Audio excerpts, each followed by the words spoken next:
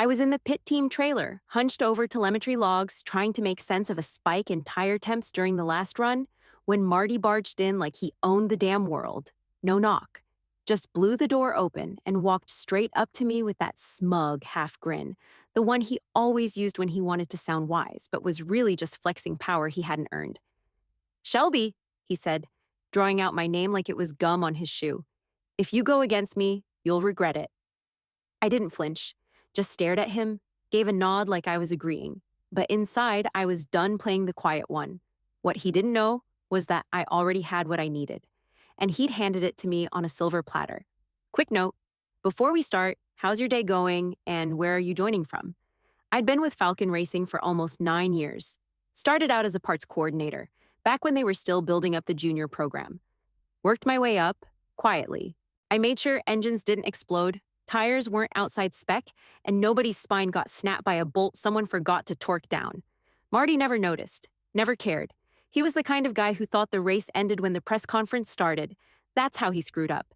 He missed the contract renewal for our main testing track, Wildridge Circuit, the one every preseason simulation depended on, the one locked in for all our early data and private sessions.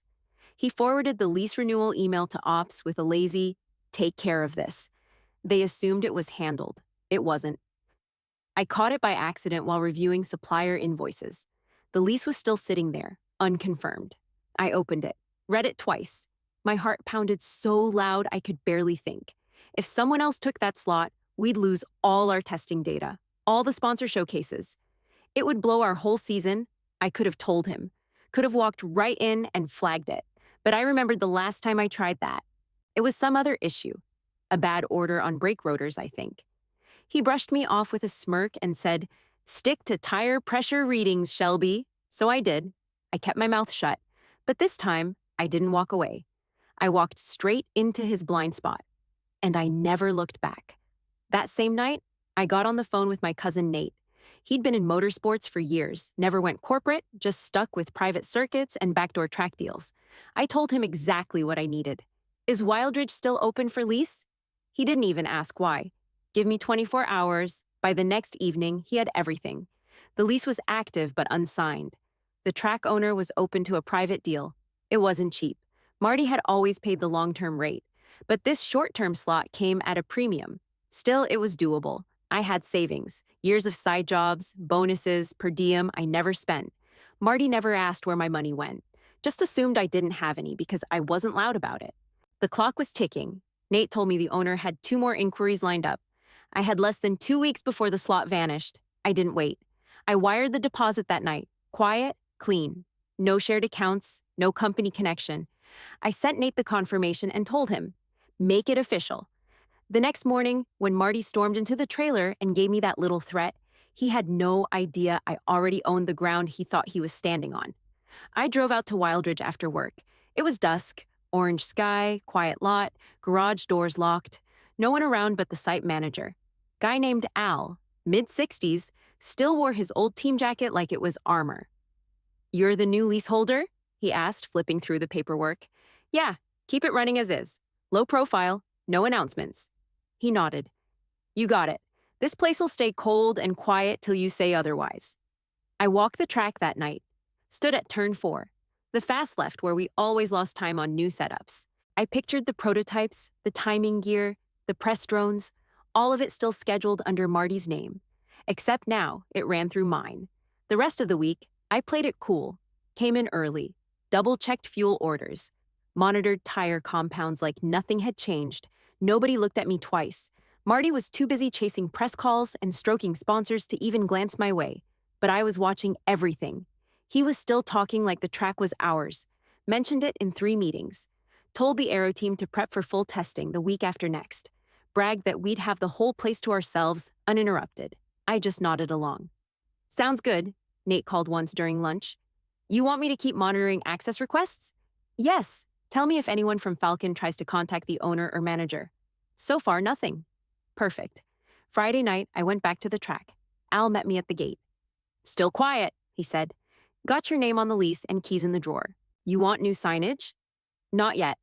I checked the garages, lights worked, tools still in place. Everything clean and ready. The silence felt electric, like the pause right before a storm. When I left, I locked the gates myself. Nobody saw me. Nobody even knew I'd been there. By Monday morning, Marty was walking around like he'd already won the Constructors' Championship. He couldn't shut up about the prototype cars, two sleek European-built beasts that cost more than my apartment complex. He bounced from workstation to workstation, flashing renderings on his tablet, telling the engineers how Falcon Racing had secured exclusive testing rights at Wildridge. Meanwhile, I had Nate checking access logs.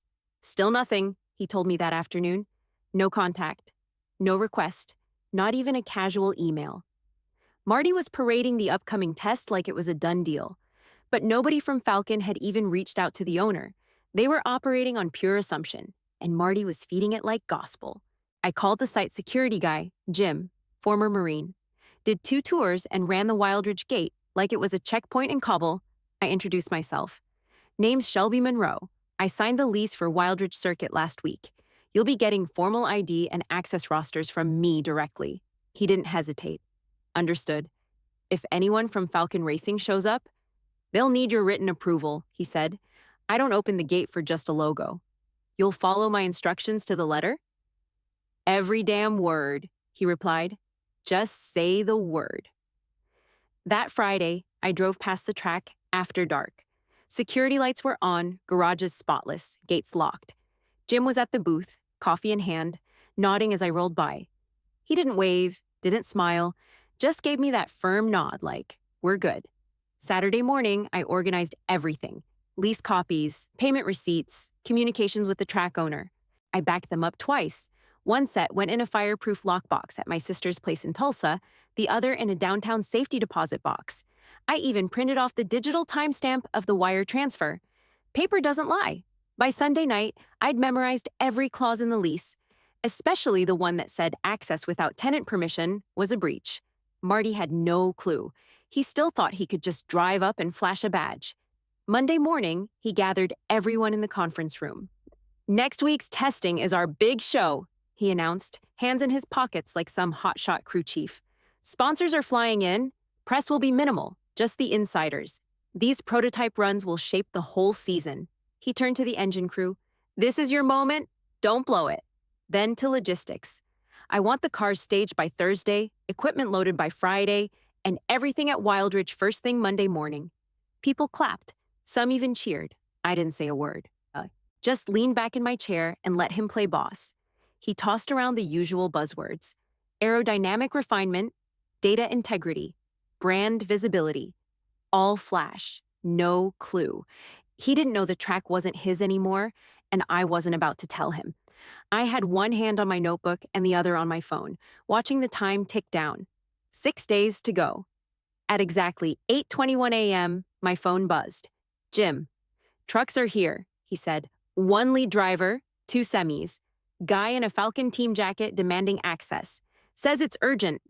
I was parked a block down the service road, out of view but close enough to watch it all unfold. Marty hadn't shown yet. Stick to protocol, I told Jim.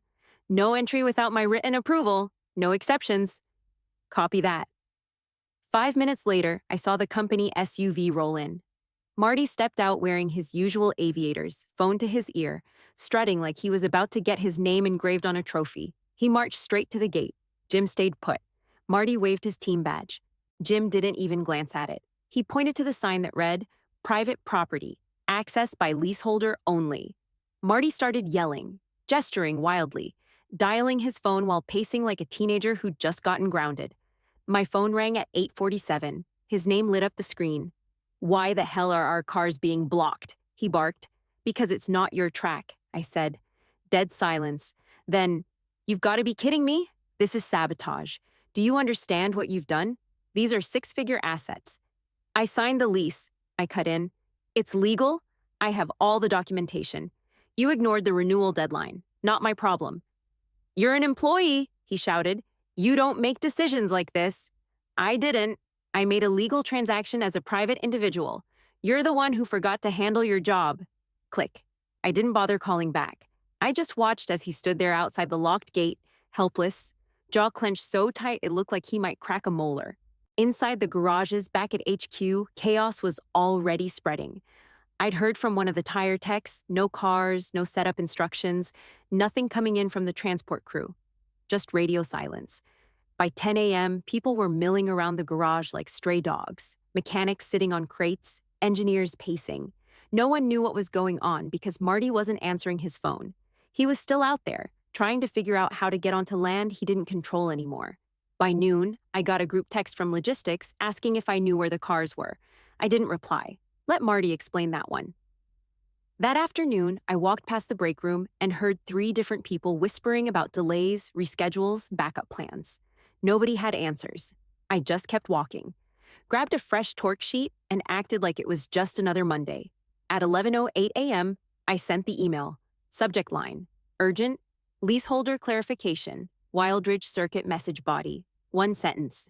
Wildridge Circuit is under my tenancy, no fluff, no story, just 10 attachments, lease agreement, payment receipt, wire transfer confirmation, access roster, security contract, inspection log, time-stamped approvals. By lunch, the office air was so thick you could cut it with a tire iron. Marty came storming through the front doors like a wind gust in human form, went straight to his office, slammed the door hard enough that 2 plaques fell off the wall outside. One of them cracked. Nobody moved to pick it up. A minute later, his assistant showed up at my desk, face pale. "He wants you now."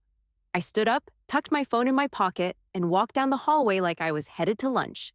No hesitation, no nerves. Just another box to check. When I stepped into his office, I didn't wait for permission. I closed the door behind me. He was standing by the window, hands on his hips, face redder than usual. No sunglasses now. Just that dead-eyed stare he saved for people he thought were beneath him. "You think you've won?" he snapped. "This is my team, mine. I built it from nothing." "You lost the track?" I said. "You ignored the email." I didn't. His mouth twisted. "Don't get cocky, Shelby. You think this stunt makes you untouchable? I think it makes me competent. You blindsided me. You forwarded the lease to operations without checking the terms. That's not blindside. That's negligence." He stepped closer, dropped his voice to a growl. "I'll bury you for this." "You already tried," I said. "This is me climbing out." His face cracked for half a second, just a blink. But I saw it. Panic. The kind that comes when a guy realizes the game's shifted and he's not holding the cards anymore. "You have no idea what kind of damage you've caused." "I stopped damage you would have caused." He turned away, pacing now, muttering something I didn't bother decoding. I looked around his office. Half of it was decoration. Framed photos with drivers he never actually worked with, trophies won by teams he barely knew. "You're done," he muttered. I nodded. "We'll see." And then I walked out. Didn't slam the door. Didn't look back. I didn't need to. By 6:45 the next morning, the Falcon trucks were still lined up outside Wildridge. 3 semis, 1 van, and a few crew cars. Drivers leaned against bumpers, drinking gas station coffee and looking half frozen. Nobody knew what the hell was going on. At 7:12, my phone rang. Unknown number, in-state. "This is Officer Delgado with the State Highway Patrol. We've had a report of unlawful interference with scheduled equipment delivery. Can you meet us at the Wildridge Circuit Gate?" "Be there in 10. I grabbed the lease, binder in hand, and drove straight to the gate. Pulled up behind the patrol car. Jim was already standing there, calm as ever, arms crossed. His clipboard sat tucked under one arm like he'd been waiting for this all night. Marty was next to the gate, talking fast and fake friendly to Delgado like they were college buddies. He saw me step out and smirked. I didn't say a word, just handed the officer the paperwork. "Original lease," I said. "Signed and notarized. Payment confirmation, security agreement, access terms. All in order." Delgado flipped through it slowly, 1 page at a time, lips barely moving. He asked 2 questions. Lease duration and scope of control. I answered both. Clear, short, direct. After 5 minutes, he shut the binder and looked at Marty. "Everything appears in order." Marty's smile dropped like someone flipped a switch. "Are you serious? She's an employee. This is a stunt. It's interference." Delgado held up a hand. "Not our concern. This is a civil lease issue, not criminal interference, no laws broken. She's not authorized to." "She's the named leaseholder." That shut him up. Delgado nodded at me. "If anything escalates beyond this, it's a civil court issue. You're within your rights. He walked back to his cruiser. Marty just stood there, jaw grinding, not blinking. 10 minutes later, a city vehicle pulled in behind the last Falcon truck. White van, inspection department seal on the door. A guy in a navy jacket stepped out with a clipboard and a bright orange folder. You the tenant? He asked. Yes. Received a safety violation complaint. Need to walk the site.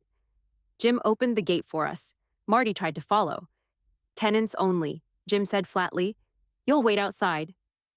The inspector and I walked the garages. He checked emergency lights, exits, electrical panels. Found 2 issues, a burned-out overhead bulb in Garage 2 and a fire extinguisher tag that expired 3 weeks ago. That it? I asked. That's it, he said. Fixable. No citation unless it's still unresolved in 72 hours. I had the bulb swapped by 9 a.m. Extinguisher retagged and replaced before 10.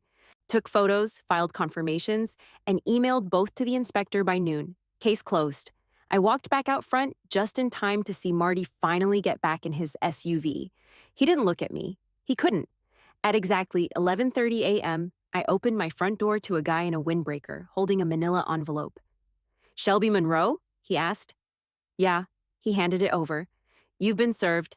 Emergency hearing at 2 p.m. The envelope read, Falcon Racing versus Shelby Monroe allegations, sabotage, misuse of company resources, breach of fiduciary duty. I didn't flinch. Just shut the door, walked to the kitchen, and called Tanya. Got a suit from Falcon, court's at 2. She didn't miss a beat. You have the originals? All of them. I'll meet you there. At 1:45, we walked into the courthouse.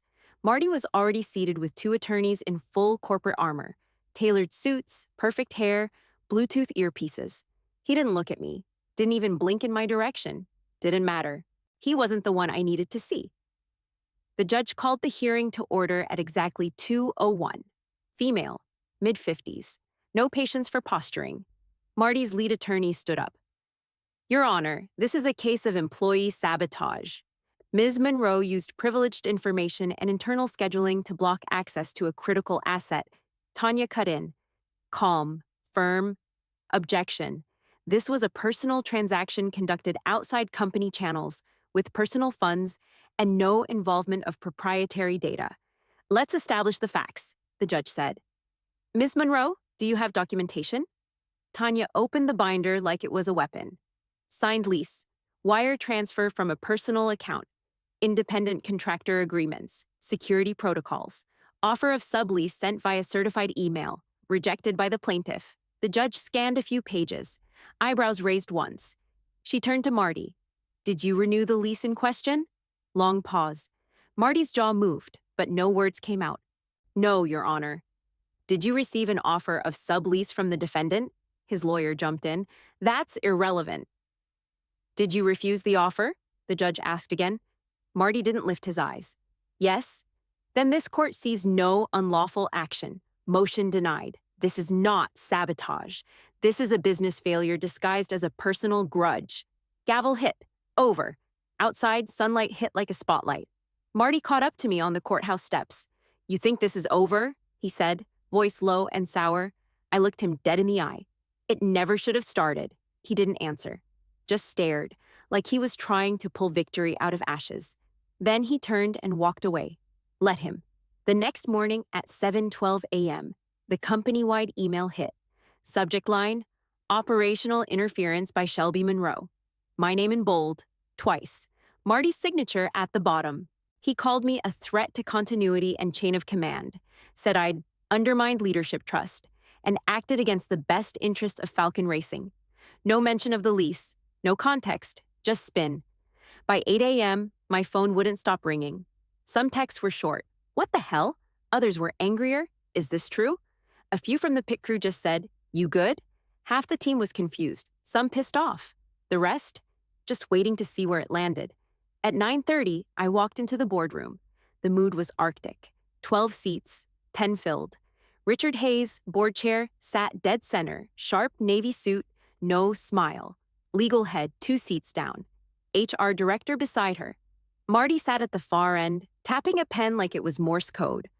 Shelby, Richard said, voice calm but clipped.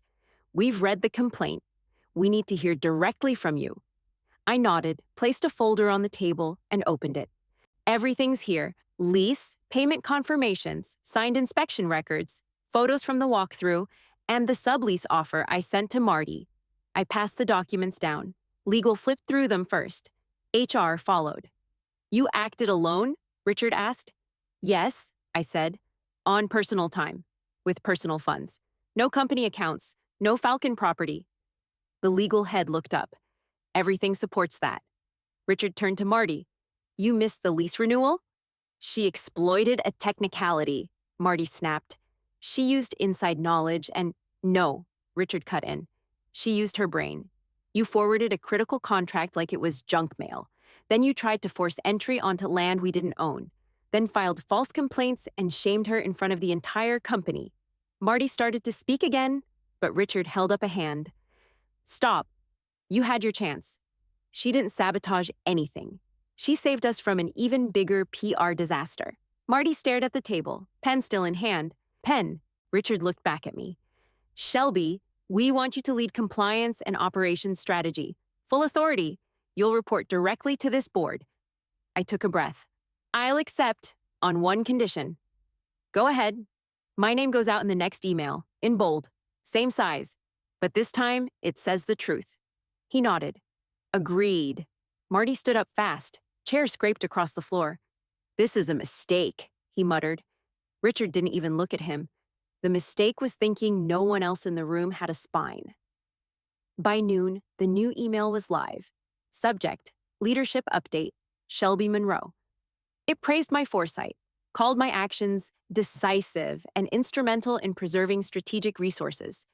My name was in bold front and center. This time, nobody could twist the narrative. The inbox lit up again. Different tone this time. Some teammates sent congrats. A few said they'd always backed me, even if they hadn't said it before. Others just hit like on the announcement and stayed quiet. Didn't matter. 2 days later, Marty was gone. No speech, no blow-up. Just him walking out of the paddock with a single box and a forced nod at the receptionist. I didn't bother watching. I had other things to do. The prototype testing window was still open, and I needed to get the cars on track. I finalized a temporary sublease to Falcon so the program wouldn't stall. Everything was signed by Friday. At 8 a.m. sharp, the gates opened. Jim sent me a photo. Clean track, crew in position, cars unloaded. Caption read, back on track. A week after the board meeting, Richard showed up at my office with 2 coffees and a smirk. You held your ground, he said. I took the cup, nodded. I wasn't trying to win. I just refused to be ignored. He smiled at that. That's the difference between being in the room and leading it. He left me to work. Didn't linger. No grand speech. I never saw Marty again. Heard through Nate he took a position with a small startup team out in Nevada. Something with electric track day kits. Probably spinning the story like he was stepping away to innovate. Not my problem. What mattered was that I didn't just survive it. I'd taken control. Quietly, deliberately. And now, I had a voice. And I didn't need anyone's permission to use it.